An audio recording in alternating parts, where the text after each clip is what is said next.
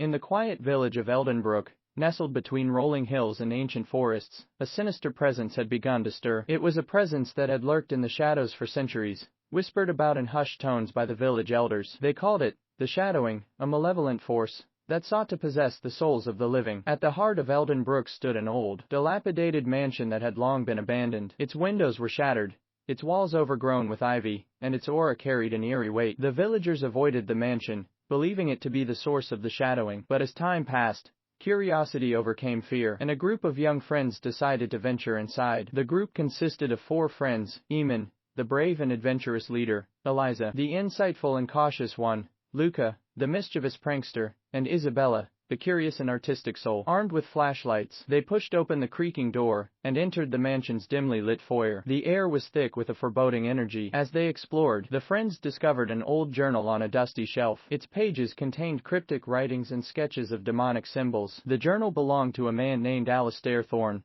who had lived in the mansion centuries ago. He had been an alchemist and occultist who sought to harness the power of the shadowing for his own gain. His experiments had gone terribly wrong, leading to his demise and the mansion's abandonment. Unaware of the danger they were facing, the friends continued their exploration. Each step they took seemed to awaken the dormant force within the mansion. Whispers echoed through the halls, and shadows danced menacingly on the walls. Eamon's bravado began to waver, Eliza's caution turned into outright alarm, Luka's mischievous demeanor vanished, and Isabella's curiosity transformed into dread. One evening, as a storm raged outside, the friends gathered in a room adorned with faded tapestries. A mirror, cracked and ancient, dominated one wall. Drawn to it, they unwittingly performed a ritual described in Alistair's journal, binding themselves to the shadowing's malevolent influence. As the clock struck midnight, the room plunged into darkness. An otherworldly presence materialized, its sinister energy engulfing them. Eamon, Eliza, Luka, and Isabella were no longer themselves. Their eyes glowed with an unnatural light,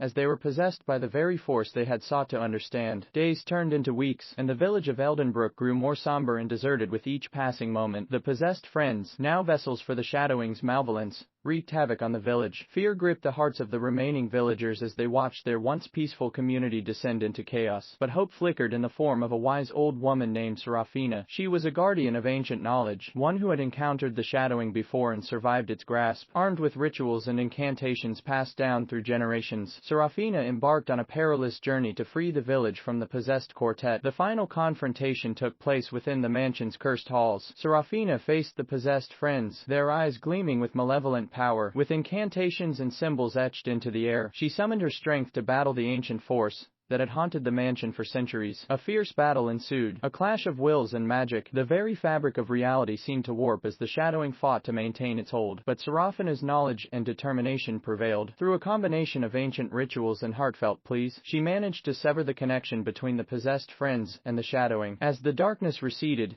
the friends returned to their senses. Disoriented and confused, they found themselves standing in the mansion's foyer, surrounded by the wreckage of their battle. The presence of the shadowing had vanished, leaving behind only the memory of its malevolence. Eldenbrook slowly began to heal, and the village returned to its peaceful existence. The mansion, cleansed of its cursed energy, stood as a testament to the resilience of those who had faced their darkest fears and emerged victorious. And as for Eamon, Eliza, Luka, and Isabella, they carried the memory of their possession tale as a reminder of the thin line between curiosity and danger, and the power of friendship and knowledge to overcome even the most malevolent of forces.